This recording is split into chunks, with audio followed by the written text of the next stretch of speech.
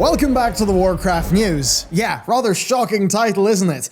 I was a bit surprised whenever I saw that story pop up on stream, but no worries though, it is all actually quite interesting. Speaking of, by the way, streams on Fridays on this channel. We've been doing them for a bit. First time I've actually mentioned a video, so come along, it's good fun. And also, we've got a new channel. Yes, a new channel. This is where the choice cuts of what we do go.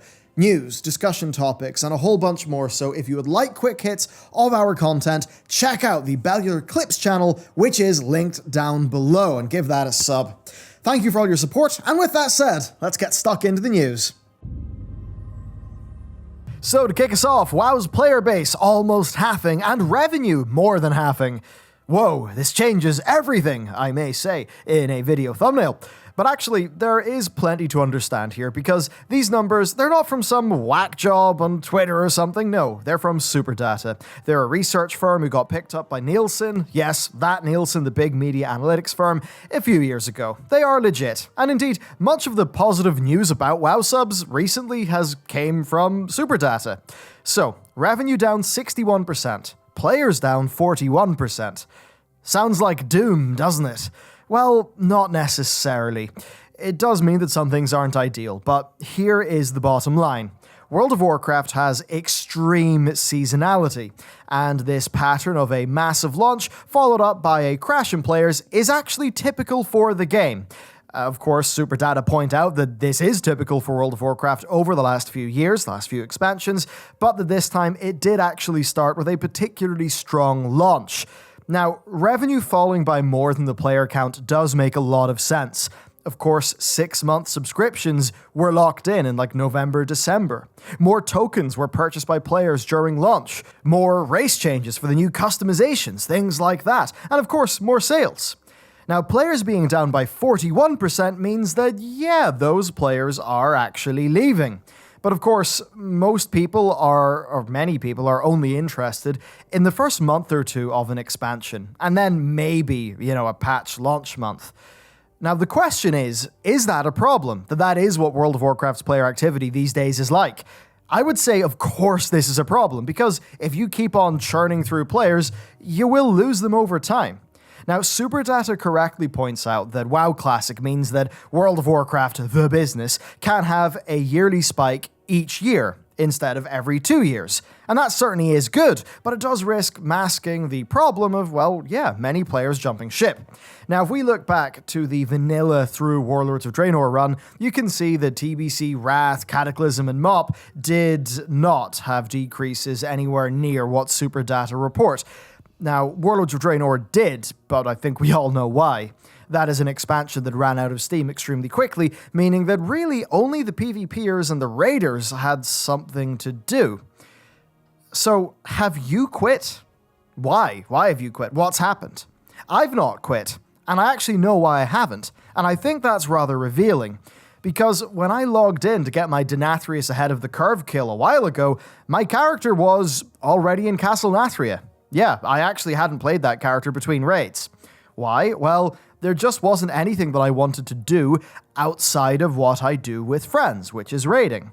Solo world content has sucked since Warlords of Draenor, in my opinion, and I think it still sucks now.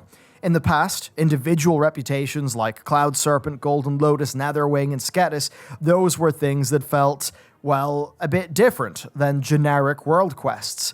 In many cases, those reputations would have their own little story moments, and the actual stuff that you did would change as the rep increased. Each one of these things in the past would give you 20 to 30 days of gameplay and neat rewards that were not to do with player power. And they were the kind of thing that would just stand to the game for really the life of the expansion. When Sunwell was out, people were still doing some Netherwing. And each one of these things, giving you your 20 to 30 days of gameplay, would help to keep people in the game. The thing is, though, content like this doesn't really exist anymore. And I think that's because Blizzard learned the wrong lessons from Mists of Pandaria's launch, where of course they attached Valor points to daily quests and then removed the daily quest limit, which meant that people had a bit of a revolt over it. But now, a casual, non-instanced PvP or PvE player has just world quests to do. And of course the Covenant campaign. But The world quests, they just feel the same, and therefore factions that are just a bar to fill. I mean, do those factions have a cool base in the world? Do they have neat characters that you interact with? Do they have unique mechanics and storylines? The answer is no, they do not. And they didn't in the last 2 expansions, pretty much. Now, what this amounts to, I think, is something that many casual players will feel. They play for 2 to 4 weeks, they cap their character, they have fun going through the initial gearing process, and then they've got little to do. I mean, the game's various secrets content. Now, those secrets are great for, the Secrets Discord, for Wowhead guides, but most of the casual player base will never even know they exist.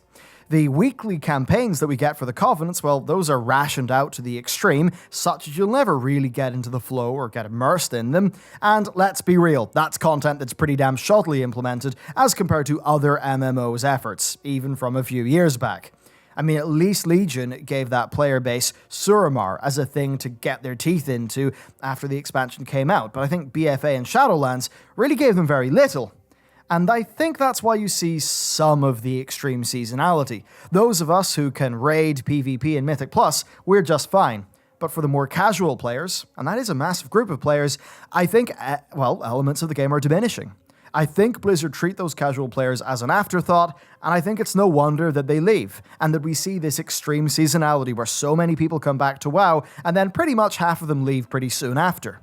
Now, as a raider, and I would say this if I was Mythic Plus or PvP focused, all that I really want is a less annoying and more simple system so I can just get in and do great content. I would rather Blizzard's extra effort went into other parts of the game. I mean, perhaps I wouldn't be raid logging my character, and the people who have given super data their 41% number, well, perhaps they wouldn't be leaving. Legion gave us Suramar and a few other things. BFA gave that casual player base islands and warfronts. Shadowlands gave them the same old with world quests, a set of just okay campaigns, and a version of Torghast that ended up being an exercise in self-sabotage. So no wonder they're leaving. And that's why I would say, fellow raiders, I don't think it is us that needs love from Blizz. And really that's my prime analysis for this super data thing. This essentially is what we've seen happen for the last few expansions. It is a very big headline-grabbing number, absolutely, but I think when you take it in context, it's not wholly surprising because it is what's been going on for the last while. And again, those older subgraphs that don't seem to show that, they are from the game's growth phase, so you would expect to see less of that seasonal dip, especially that's the case when people were still, only having a few characters. All the rewards seemed a bit more exciting, and, it was just a different point in time. So that's my take on why 41% of the players reportedly have left since the launch of this expansion. I'd like to know what yours is, especially if you're one of those people who has left. Next up, one of the more major and less expected changes for 9.0.5, and that is the Great Vault, because Blizzard are reducing requirements for the 2 and 3 option slots by 1. And that means you'll get 1 loot option for killing 3 bosses, 2 loot options for killing 6, and 3 options for killing 9 bosses. So for the 2 and 3 options, that's 1 less than before. And that does actually mean that people who are, say, progressing on Denathrius will get 3 options, even when they don't defeat him. And I guess that seems reasonable, and when combined with the 33% drop increase that they hotfixed in, I think that raiders will be happy enough with gear, at least until patch 9.1, where Ian said that they are going to be doing more for raider loot. Okay, on to the rest of the 9.0.5 stuff, and I'll just race through it. So, Valor points. You'll be getting 35 VP for doing a calling, and 50 VP for doing an epic calling. Now, if 1 week gave you 2 epics and 5 normals, that would be 275 Valor points. That's enough to purchase 1 single 3 to 4 item level upgrade for a single bit of gear, with 25 VP left over. Here's a pro-life tip. 3 item levels for a single bit of gear, in return for doing 7 callings, is just not worth it. Now, I think the Blizzard here is trying to throw a bone to casuals, making them feel included in this new gearing system. But I think it is so not worth doing in terms of the time spent that it's just not something they should bother with. It kind of reminds me of daily quests and Valor points back in Mists of Pandaria, where the daily quests weren't the problem, people being incentivized to do them when they didn't really enjoy them, that was the problem. So if you ask me, the casual player base, in fact, deserves better than this. And I don't mean they deserve way more Valor points so that they can, rocket through the Mythic Plus gearing system. No, I think what they need is something that's way better for the way that they play the game, instead of just a paltry 35 VP for doing all those world quests. It seems a bit off to me. Now, the Valor Point weekly cap remains at 750, and your character can hold 1,500 at a time, and past that, Blizzard have also, on the PTR, added in bundles of crafting materials to the vendor, each costing 750 VP. Then moving on, class balancing is still ongoing, and to be honest with you, I don't really deem it super worth covering for now because it's all very subject to change, and similar is going on with dungeons. They're receiving tuning as well, and I think that's stuff that's mostly going to be relevant to the higher-end Mythic Plus community who are really trying to push their keys. Also, the Venthyr Ember Court is being made a bit less tedious. That's primarily through the ability to unlock RSVPs with best friends, like permanently, and at Exalted Rep, being able to have the cleanup and restocking bits handled for you. Not that I know because I've not played a Venthyr. Now next, for PvP, we're seeing changes to Epic Battlegrounds where basically Ashran is now 35 players a faction, the summoning cost for Cronus and Fangral has been halved, and the Tower Mages are basically weaker now so that they play less of a role in the flow of combat. To be honest, I think we're just going to need to see how that pans out in gameplay to really see what it's like. I'll say I've rarely had a fun Ashran Epic BG, so let's hope this makes it less of a slog.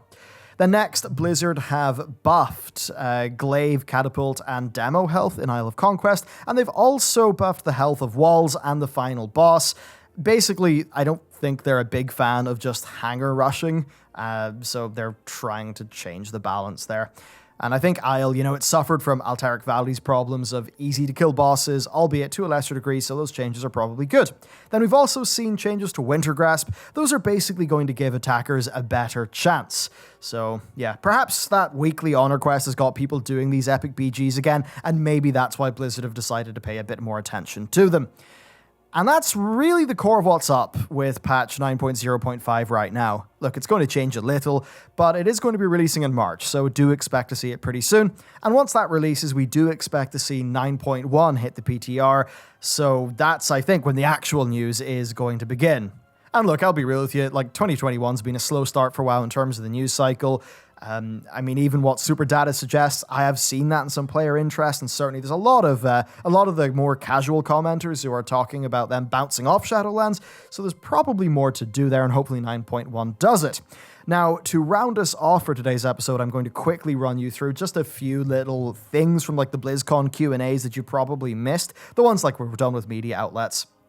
So, with the Maw revamp, now that I've went through a whole bunch more of them, really it seems to me that the Maw's just going to be a new zone. It will have new bits, the geometry for what we know now will still be what it is, but there's going to be new features, new progression. There's something called Covenant Strikes. It's basically the idea of the Covenants are coming together. There'll be some Legion invasion-like stuff, which is I think what those Covenant Strikes are. We'll have to see them in PTR. But basically, it seems like if you don't like the Maw now, it's effectively going to be a different bit of gameplay in 9.1. Then also for some of our Covenant progression, we're getting enhanced Soulbind conduits. So basically, they're adding more depth rather than just adding more Soulbinds, which I think is fair enough. And basically, that can mean us getting new little effects, new abilities, and more power for our conduits. Again, though, it seems early days, and we'll have to see what PTR is like. Then also for Torghast, they've essentially given us no details, but they do seem to be very aware of the problems that people are facing, and a lot of why they're not actually enjoying Torghast, and why they're just finding it to be a constant disappointment loop, and it doesn't always respect their time. So here's to hoping they can nail that. Next up, for Flight. From what we understand, Flight is unlocked by finishing the new Covenant campaign. There was a little bit of conflicting info there. I believe one Blizzard dev said it was renown levels, another said it was finishing the Covenant campaign, but I think the TLDR here is there's really no completionist content that you're going to have to do to get flying. You'll just go through those renown levels, do the quest, and then you'll have flying across your accounts. Pretty simple. Then also for raid gear, from what we understand, it's going to have extra elements. Now, that might be things like the Crucible of Storms, could be something else, who knows? But basically, it seems like we may have, things that'll make raid gear pretty good for raiding, and perhaps some degree of control over that. all wrapped up in a theme of domination magic, but again, really no details right now.